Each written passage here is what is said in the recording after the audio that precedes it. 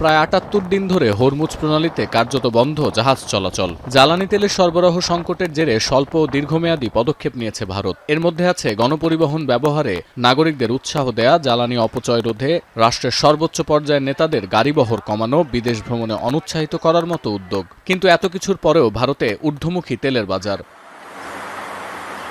গেল 11 দিনে 4 দফা জ্বালানি তেলের দাম বেড়েছে ভারতে।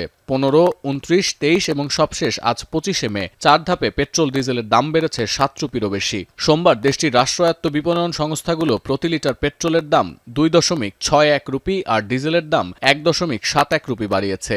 এর জেরে দিল্লিতে এখন প্রতি লিটার পেট্রোল বিক্রি হচ্ছে 102.12 রুপি আর ডিজেল 95.20 রুপি। বিশ্লেষকদের পূর্বাভাস, ভারতীয় তেল কোম্পানিগুলোকে অতীতের লোকসান পুরোপুরি পুষিয়ে নিতে হলে পেট্রোল ও ডিজেলের দাম তাত্ত্বিকভাবে প্রতি লিটারে আরও 28 থেকে 33 রুপি বাড়াতে হবে।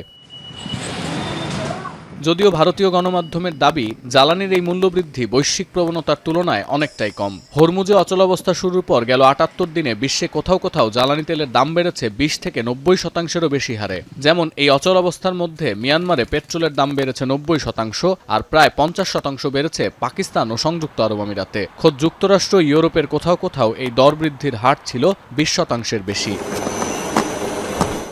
এদিকে যুক্তরাষ্ট্রের সঙ্গে ইরানের শান্তি চুক্তির কিছুটা অগ্রগতি হয়েছে এমন খবরে 2 মাসেরও বেশি সময়ের মধ্যে অপরিশোধিত জ্বালানি তেলের রেকর্ড দরপতন হয়েছে। রোববার 5% কমে প্রতি ব্যারেল অপরিশোধিত তেল বিক্রি হচ্ছে $97.94, যা এপ্রিলের তুলনায় 9% কম। যদিও 28 ফেব্রুয়ারির আগের তুলনায় এই দাম এখনও 1/3 বেশি।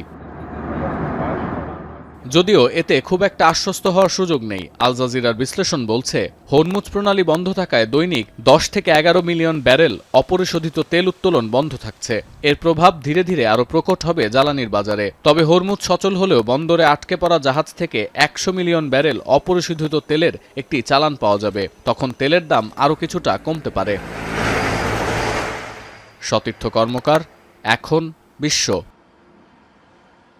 Lily premium gold soap 24 carat gold এনে দেয় রিয়েল গোল্ডেন গ্লো।